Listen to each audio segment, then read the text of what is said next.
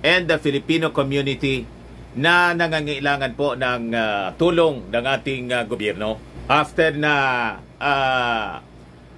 ipinag-utos ng ating Pangulong Bongbong Marcos, hanapin niya ninyo lahat, ilocate ninyo lahat ng ating mga kababayan doon sa sa Israel.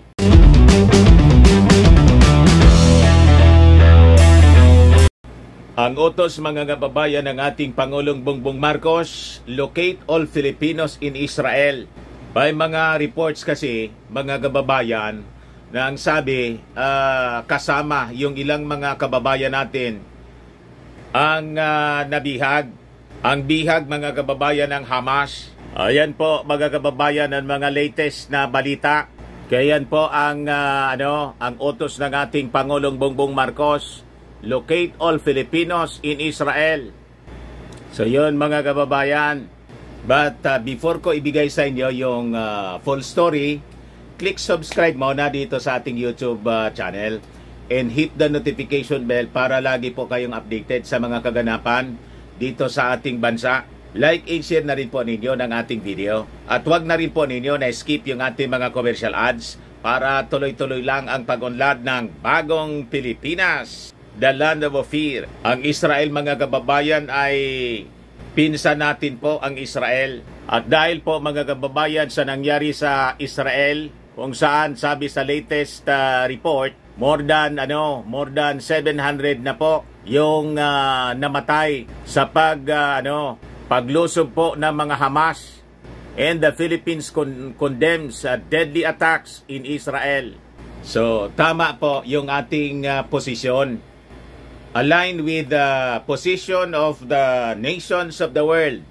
Kahit yung United Nations, yung Amerika, yung European Union, nagpalabas na rin po ng condemnation immediately after na isagawa po yung matinding pag-atake in years.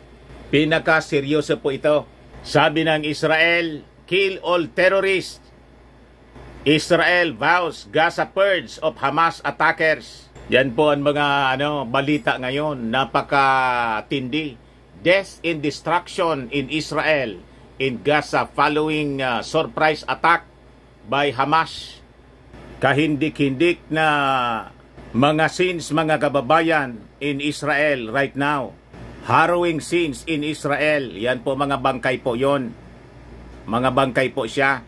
Makikita po ninyo ang destruction sa paligid. Yan po ang mga ruins of war, mga kababayan, mga buildings after yung mga bombardment na ginawa ng mga warplanes ng Israel. Yan po mga taong nagsisipagtakas.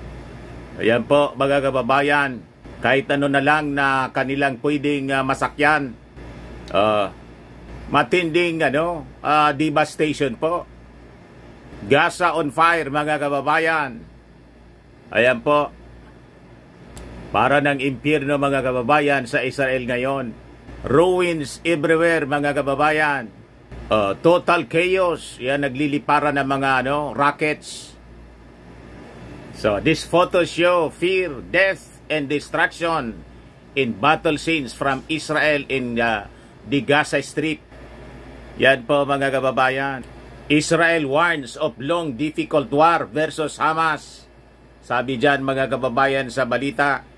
So ang utos ng ating Pangulong Bongbong Marcos, locate all Filipinos in Israel. Ayan po, hanapin na ninyo lahat at para masiguro ang kanilang kaligtasan. So yung ating gobyerno mga kababayan, bumuo na ng task force para i-verify yung mga reports na kasama yung mga Pinoy sa mga kinidnap ng mga Hamas.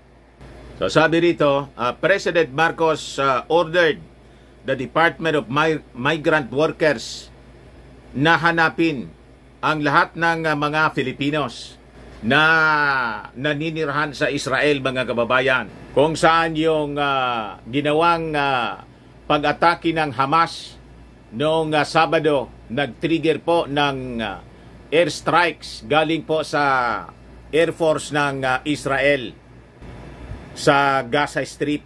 So sabi diyan sa balita, Hamas launched a massive surprise attack at daybreak Saturday, firing thousands of rockets.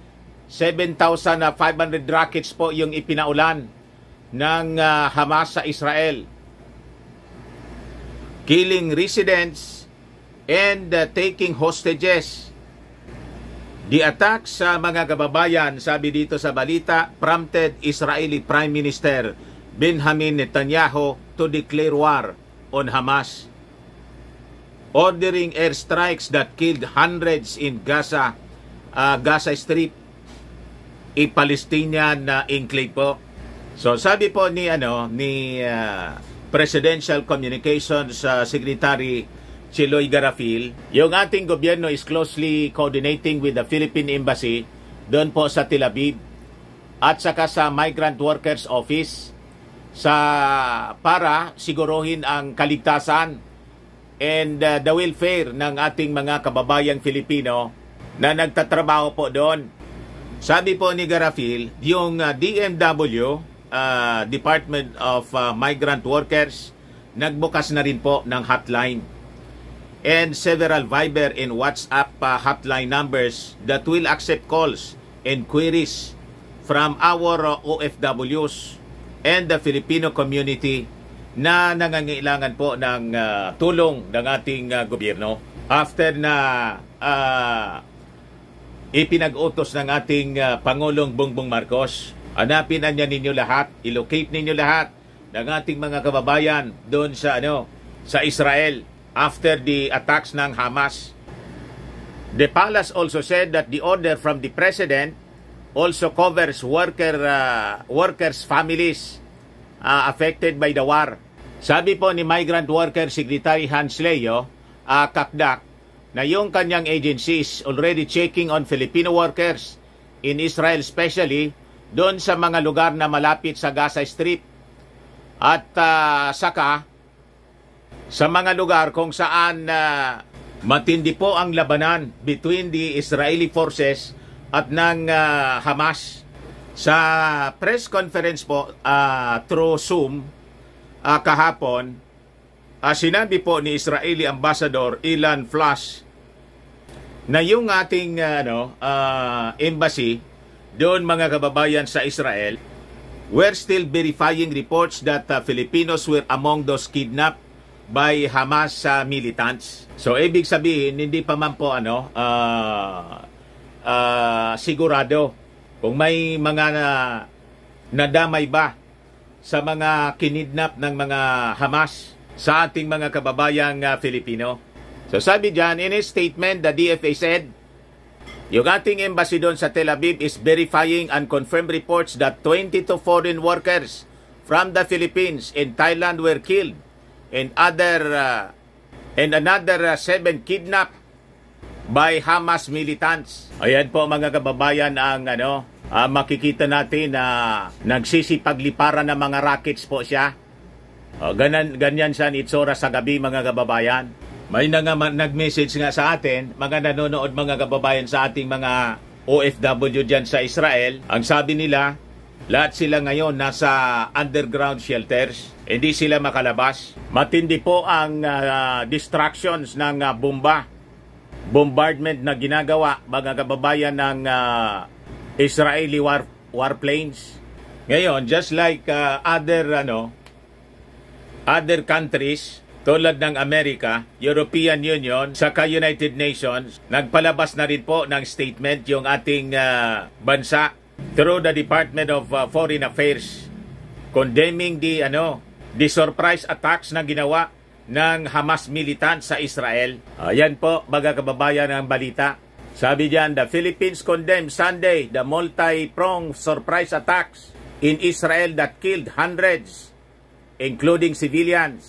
Sa statement, mga kababayan, na pinalabas ng Office of President Ferdinand Bongbong Marcos, ang Pangulo po ay nagpalabas na rin ng deepest sympathies and condolences doon sa mga namatayan sa matinding labanan mga kababayan between the Israeli forces saka ng Hamas militants. So sabi dyan mga kababayan, the Philippines condemns the attack especially against civilian populations. The Office of the President said. So sabi rito, the Office of the President added that the Philippines understands the right of states to self-defense in light of external aggression as recognized in the United Nations Charter. So ano niya Mr. Maravillas, tama ba yung posisyon ng ating gobyerno? Tama po, mga kababayan. Kasi po, tama naman na kontrahin natin yung violence.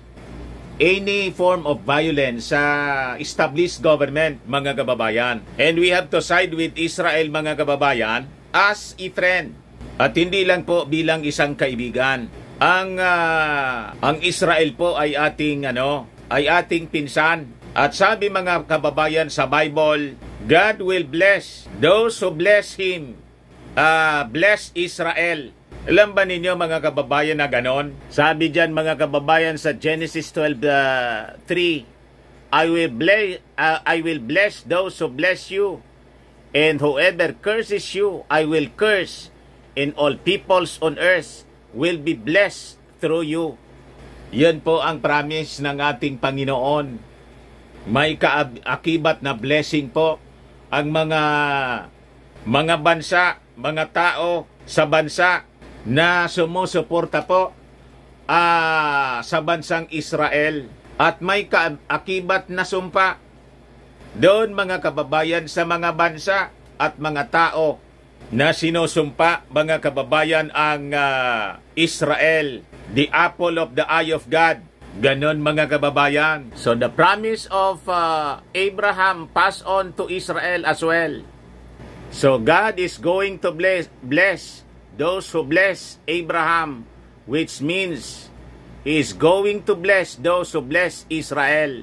Kaya mga kababayan, sabi ko nga, many times, kung mayroong mga bansa, kung mayroon man pong bansa na dapat talagang gawin nating close na kaibigan, yan po ang bansang Israel. Sabi ko nga, gawin nating consultant sa pagpapalakas ng ating modernization ng ating armed forces, ng ating defense. Paturo dapat yung ating mga sundalo. Doon tayo magpadala ng mga sundalo. Huwag sa China. Padala tayo sa China po. Ayun, yung mga sundalo po natin, yung mga pinadala para mag-aral doon sa Beijing Military Academy, baka maging sympathetic na sa China. Di po ba? So ipanalangin din natin mga kababayan na sana hindi po ito mahulog sa mas malala na sigalot at mauwi sa mas na malawakang giyera in the Middle East. Lalo na sana hindi po ito mauwi sa World War III. Yun ang ating panalangin mga kababayan. Yun man lang po mga kababayan, baka lang gusto ninyo po itong itry. Firmax Firming and Lifting Cream, pinapahid po sa mga pulses in affected area. Mainam po sa paninigas ng mga kasukasuan. Ito naman po, Automax Radiant Serum. Sa mukha naman yung application. Anti-aging po siya. You will look 10 years younger than your age. Sa mga cancer patients naman po, baka lang gusto ninyo itong itry. Nengxia Red Mix Fruit Drink. Hindi man po siya gamot, food supplement siya. Kaya lang, gawa siya mga kababayan sa goji berry. Yung goji berry may anti-cancer properties. Okay po? O yung mga inquiries ninyo, dumiretso na lang po kayo sa aming messenger sa Facebook para masagot namin agad. Ako po si Dante Maravillas. Bye-bye po. God bless.